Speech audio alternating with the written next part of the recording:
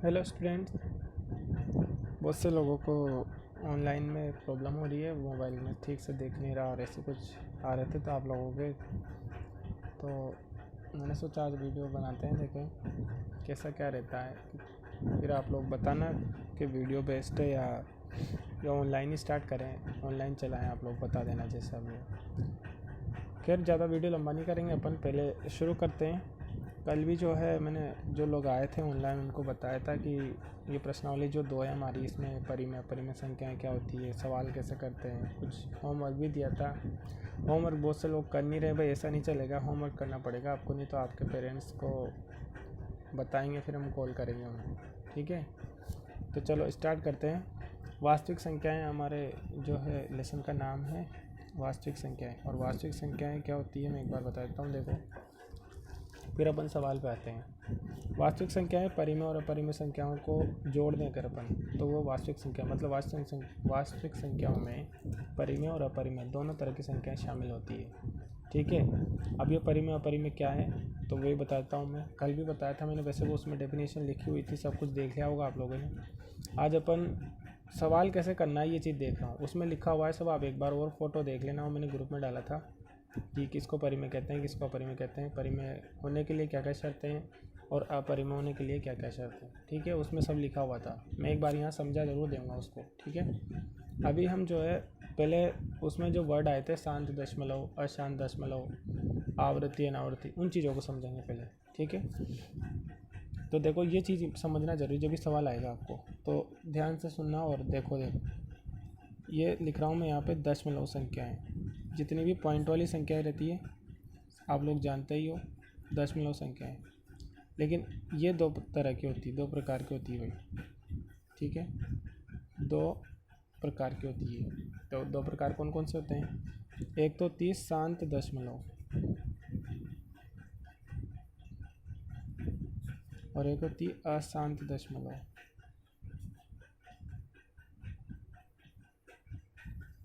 ठीक है। शांत दशमलव और अशांत दशमलव दो तरह की संख्याएं होती है, ठीक है। तो देखो शांत दशमलव कैसे होती है, जब भी हम लोग भाग की क्रिया करते हैं, भाग देते हैं किसी संख्या में और वो भाग की क्रिया रुक जाए, है ना, कि आगे भाग नहीं जा रहा, पूरे नंबर मिल चुके हैं, ठीक है। जैसे मैं आपको बता दूं, जैसे आपको 5 में भाग देने का बोला जाए और किसका भाग दे रहे हो, 2 का, ठीक है। तो आपने पाड़ा बोला कि जैसे 2 एकम 2 या 2 दूनी 4, है ना, माइनस कर लिया, 1 आ जाएगा, ठीक है। फिर पॉइंट लग जाएगा यहाँ पे, तो ये 0 आ जाएगी, भाग देना आता है पॉइंट वाला सभी को।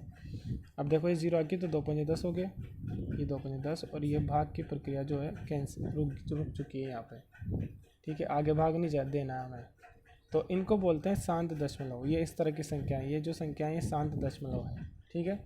जैसे 2.5 है ना, 5.717 कुछ भी हो, लेकिन आगे भाग नहीं देना पड़ रहा, बस आगे डैश नहीं आ रहा कुछ भी, है ना। ऐसे 6.00345 ये सब शांत दशमलव संख्याएं हैं, ठीक है। एक होती है अशांत दशमलव संख्या। अशांत दशमलव कौन सी होती है, जब आप भाग दो और भाग की क्रिया रुके ही नहीं। जैसे आपसे कोई बोले कि 10 में जो है आप 3 का भाग देखो बताओ, तो 10 में आप 3 का भाग दो, आपने पढ़ा बोला 3 3 9, ये 9, फिर माइनस करेंगे 1 बच जाएगा, फिर पॉइंट लगाओगे 0, फिर 10 हो गया, फिर 3 बार पाड़ा बोलोगे वही 9 आएगा, फिर 1 बच जाएगा, ठीक है। फिर वही 0 लग जाएगी, फिर 3 बार पाड़ा बोलोगे आप, फिर 9 आ जाएगा, फिर 1 बच जाएगा। मतलब ये प्रोसेस आगे चलती जाएगी, भाग की क्रिया रुकेगी नहीं, और ये भी 3 3 3 3 आगे आता ही जाएगा, ये है ना। तो इन संख्याओं को बोला जाता है अशांत दशमलव। ये दशमलव संख्या है और किस तरह की, अशांत है, क्योंकि ये डैश आ रहा है ना, भाग की प्रक्रिया रुक नहीं रही है, इस वजह से इनको अशांत दशमलव संख्याएं बोलती हैं, ठीक है। अब अशांत दशमलव संख्याएं भी दो तरह की होती है, ठीक है।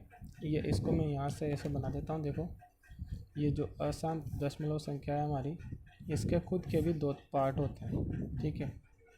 और वो 2 पॉइंट कौन कौन से हैं, देखो होनी तो कौन सी है, अशांति होनी है, दोनों पार्ट अशांत तो नहीं है ना, मतलब ऐसे डैश तो आएगा, ऐसे ही पीछे रुकेगा नहीं। लेकिन इसमें 2 टाइप कौन कौन से हैं, एक तो होती है आवृत्ति, आवृत्ति को अंग्रेजी में रिपीटेशन बोलते हैं भाई, ये रिपीटेशन है ना। और एक अशांत इसमें होती है अनावृत्ति, ये दो तरह की होती है। तो अशांत आवृत्ति क्या होती है? आवृत्ति वाली में क्या होता है, ये जो हमारा जो ये वाला एग्जाम्पल है ये अशांत आवृत्ति का है।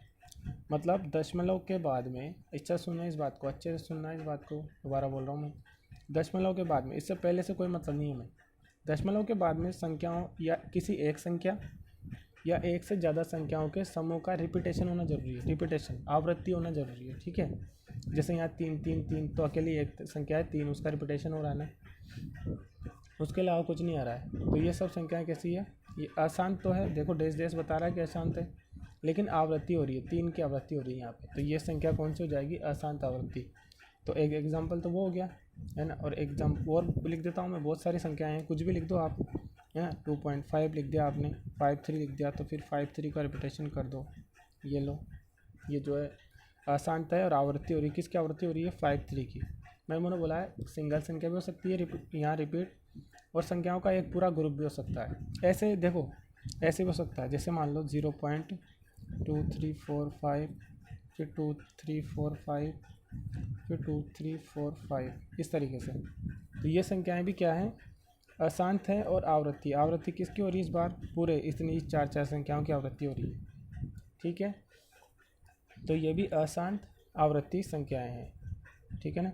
अब अनावृत्ति में क्या होता है, तो अनावृत्ति में दशमलव के बाद, मैं दोबारा बोल रहा हूँ, इन सभी में आपको दशमलव के बाद ही देखना है कि रिपीटेशन हो रहा है नहीं हो रहा है, दशमलव से पहले कोई मतलब नहीं है, ठीक है ना। जैसे अशांत अनावृत्ति की बात करते हैं, तो जैसे मान लो जैसे 6.3 आ गया, फिर 4 आ गया, फिर 0 आ गया, फिर 2 आ गया, फिर 1 आ गया, ऐसे कुछ भी रिपीट नहीं हो रहा है, कुछ भी रिपीटेशन किसी संख्या का नहीं है। ऐसे आ जाए जैसे 0.234,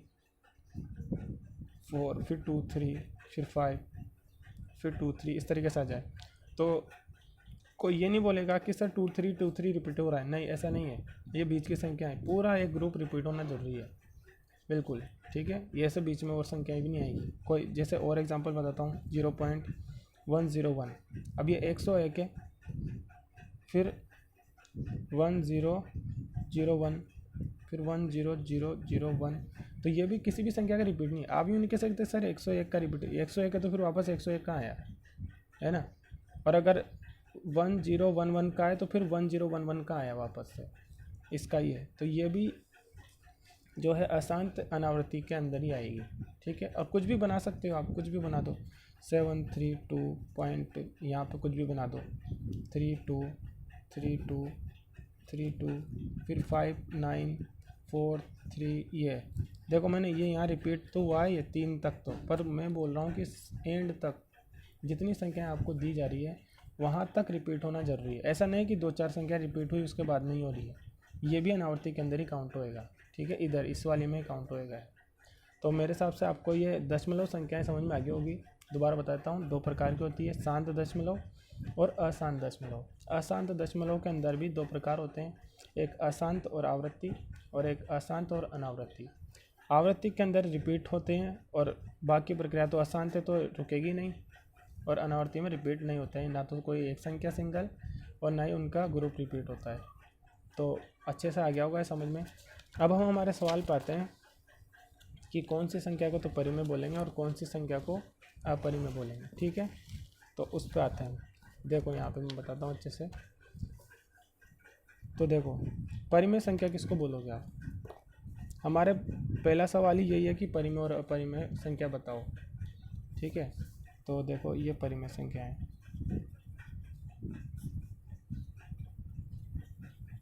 परिमेय संख्याओं की पहचान क्या है, कौन कौन सी संख्या है जिनको परिमेय बोलोगे। तो देखो एक तो इनकी परिभाषा में था, क्या परिभाषा में था कि एक तो इस तरह की संख्या है जिनको p/q मतलब बटे वाली संख्या है, जैसे 5/6, 2/3, 4/17, इस तरह की जितनी बटे वाली संख्या है आप उनको देखते ही बोल दोगे कि सर ये तो परिमेय संख्या है, ठीक है। और अच्छा एक ये जो 1 2 3 ये सब भी परिमेय होती है भाई, ये भी बटे वाली ही रूप है। आप 1 को 1/1 लिख सकते हो, 2 को 1/1 लिख सकते हो, और 3 को आप ऐसे भी तो लिख सकते हो ना, 12/4, 12/4 भी 3 ही होता है। तो इसका मतलब 3 को आपने बटे में रूप में चेंज कर तो दिया है ना। परिमेय संख्या की p/q वाली फॉर्म का जो परिभाषा है वो क्या है कि ऐसी संख्या है जिनको p/q में बदला जा सकता है। तो आपने 5 को बदल तो दिया, 5 आप ऐसे भी लिख सकते हो, 5 जो है 10/2, 5 क्या होता है 10/2 ही होता है। तो आपने 5 को p/q में, ये p हो गया और ये q हो गया, p/q में चेंज कर दिया। तो 5 भी कैसी संख्या है, परिमेय संख्या है। ठीक है, एक तरीका तो ये होता है कि जितनी बटे वाली संख्याएं सब परिमेय होती है। दूसरी कैसे होती है, अभी जो हमने पढ़ा शांत दशमलव, जितनी भी शांत दशमलव संख्याएं होती है वो सब कैसे होती है, वो परिमेय होती है। मतलब जिनमें भाग की प्रक्रिया जो है वो रुक जाती है, वो सब संख्याएं कैसी होती है, शांत दशमलव। जैसे 2.5, ऐसे 3.17, इस तरह से है ना, 6.27, कुछ भी ले लो। ये जिनमें आगे डैश डैश नहीं आ रहा है ना, वो सब कैसी परिमेय संख्याएं काउंट होंगी, शांत दशमलव। ठीक है। और तीसरा, अगर अशांत है तो फिर कैसे होनी चाहिए, आवृत्ति वाली होनी चाहिए। 2 टाइप बताया था मैंने अशांत के। अशांत के 2 टाइप होते हैं, एक तो आवृत्ति और एक अनावृत्ति। तो अशांत आवृत्ति वाली संख्याएं भी कैसे होती है, परिमेय होती है। ठीक है, ये भी परिमेय होगी। जैसे कि मैं बताता हूँ 6.0, ये 27, ये देखो, तो ये 27 का रिपीटेशन चल रहा है, तो इस वजह से इसको क्या बोल देंगे, ये भी परिमेय संख्या है। इस तरीके से जैसे 2.034, ये 034, ये लो, यहाँ भी देखो 034 का रिपीटेशन हो रहा है, तो ये भी कौन सी हो जाएगी, आसान तो है, डैश डैश बता रहा है, लेकिन आवृत्ति हो रही है 034 की, इस वजह से ये कौन सी संख्या हो जाएगी, परिमेय संख्या हो जाएगी। ठीक है, बस ये 3 ही तरीके हैं जिनसे, ये 3 दोबारा बताता हूँ। एक तो सब तरह की बटे वाली संख्या परिमेय संख्या होती है, एक शांत दशमलव जिनमें कुछ पॉइंट के कुछ स्थान बाद जो है भाग की प्रक्रिया रुक जाती है, उनको वो भी शांत दशमलव होती है, परिमेय होती है। और तीसरा तरीका है अशांत आवृत्ति का, है ना, मतलब भाग की प्रक्रिया रुक नहीं रही है, लेकिन संख्याओं का समूह, दशमलव के बाद में संख्याओं का समूह या खुद एक अकेली संख्या रिपीट हो रही है। ठीक है ना, उनको परिमेय संख्याएं बोलेंगे। अब बात आती है अपने अपरिमेय संख्याओं की। ये लो अपरिमेय संख्याएं। ठीक है, अपरिमेय संख्याओं की, तो अपरिमेय संख्याओं की क्या पहचान है। देखो, अपरिमेय संख्याओं की परिभाषा तो कुछ भी नहीं होती है, परिभाषा में सिर्फ इतनी सी बात लिखी जाती है कि जो परिमेय नहीं है वही अपरिमेय है। देख लेना, आप बुक में भी ये परिभाषा लिखी हुई है कि जो परिमेय संख्याएं नहीं होती है वो बाकी बची जितनी भी संख्याएं बची है सब अपरिमेय है। ठीक है ना, तो परिभाषा वगैरह कुछ नहीं होती इसकी। पहचान क्या है, तो पहचान के इसके 2 तरीके हैं। देखो, पहला तो क्या कि जिन संख्याओं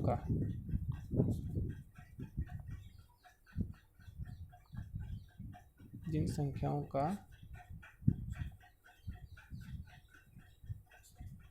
वर्गमूल हल नहीं होता है,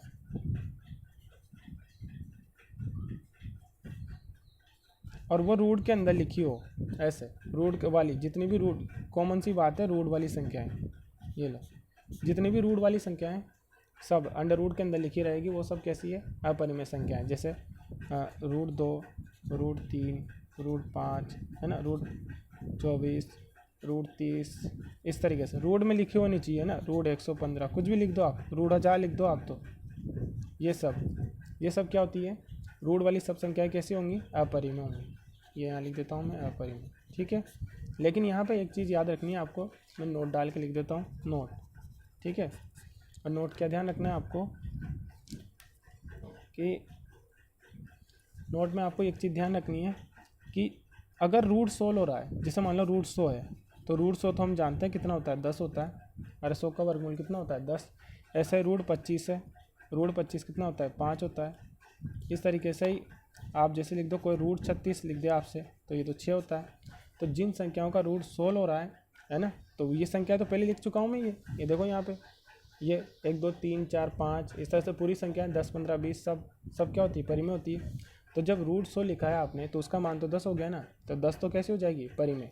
तो जिन संख्याओं का √16 हो जाता है वो सब कैसे हो जाएगी, परिमेय। तभी तो मैंने यहाँ लिखा था रूट वर्गमूल हल नहीं होता है ना, तो हल नहीं होना चाहिए।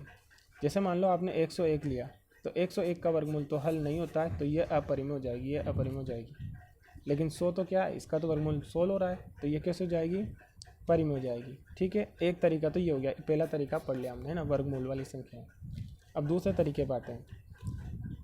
दूसरा तरीका देखो, दूसरा तरीका वही बचा हुआ अपना, है ना, कौन सा, अशांत अनावृत्ति वाला, जिसमें रिपीटेशन नहीं हो रहा था, है ना, अनावृत्ति वाला। अशांत अनावृत्ति संख्याएं कैसी होती है, अपरिमेय होती है। जैसे इस तरह से 04 आ गया, फिर 05 आ गया, फिर 06 आ गया, फिर 73 आ गया, इस तरीके से रिपीट नहीं हो रहा कुछ भी, है ना, संख्याओं का कोई समूह रिपीट नहीं हो रहा है, कुछ भी लिख दो आप, है ना। जैसे लिख दिया आपने 4.333, फिर 2 आ गया, फिर 4 आ गया, फिर 332 आ गया, फिर 5 आ गया, 6 आ गया, 7, कुछ भी लिख दो। अब देखो ये डॉट डॉट तो बता रहा है अशांत है और संख्याओं का कोई समूह रिपीट नहीं। कोई कहते सर 3 का रिपीटेशन हो रहा है, तो 3 का रिपीटेशन यहाँ तक होना चाहिए था, पूरा जितना आपको दिया जाता है वहाँ तक। ये यहाँ हो रहा है, ऐसे नहीं चलेगा, छोड़ कर नहीं चलेगा कुछ भी, ठीक है ना। पूरी संख्या अगर 3 का रिपीट हो रहा है तो 3 ही 3 होना चाहिए, और 332 का हो रहा है तो 332 ही आना चाहिए। ये 5 6 वगैरह नहीं आता, तब बोलते हैं इसको आवृत्तियाँ, ठीक है। तो अशांत अनावृत्ति वाली संख्याएँ भी कैसी होती है, अपरिमेय होती है। तो मेरे ख्याल से सबको परिमेय और अपरिमेय संख्याओं की पहचान अच्छे से समझ में आ गई होगी। ये पॉइंट आप लोग लिख लेना अच्छे से, मैं फिर बता देता हूँ। परिमेय संख्याओं की पहचान P/Q रूप वाली, शांत दशमलव और अशांत आवृत्ति, ठीक है। फिर अगला अपरिमेय संख्याओं में लिख लेना आप लोग कि एक तो रूट वाली जिनका रूट सोल्व नहीं होता है वो सब, और एक दूसरा टाइप क्या है, अशांत और अनावृत्ति वाली सभी संख्याएँ कैसी होती है, अपरिमेय होती है, ठीक है। तो अब 1-2 सवाल करके बताता हूँ मैं, आपकी बुक के ही सवाल हैं, ठीक है। ये यहाँ पे ये प्रश्नावली 2.1 के अंदर दे रखे हैं, कल भी मैंने थोड़ा सा बता दिए थे ये। इसमें से लिखा हुआ है कि रूट 23 जो है वो परिमेय है या नहीं है, या परिमेय या अपरिमेय। तो हम जानते हैं रूट 23 तो सोल्व नहीं होता है, तो ये कैसे हो जाएगी, अपरिमेय, ठीक है।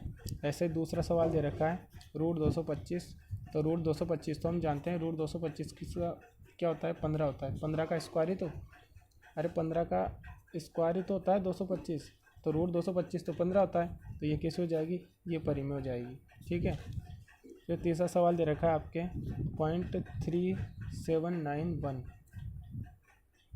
तो देखो ये तो पॉइंट के बाद में दशमलव के 4 स्थान के बाद में भाग की प्रक्रिया रुक चुकी है, तो ये तो कैसी है, शांत दशमलव है, और शांत दशमलव कैसी होती है, परिमेय, अभी पढ़ा अपन ने, ये परिमेय, तो ये परिमेय हो जाएगी, ठीक है।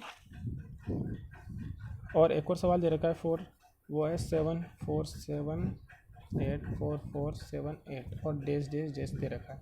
तो देखो ये डैश डैश बता रहा है अशांत है, और 47 फिर 84478 आ गया, मतलब कुछ भी रिपीट नहीं हो रहा है, तो ये किस तरह की संख्या है, अशांत अनावृत्ति है ये।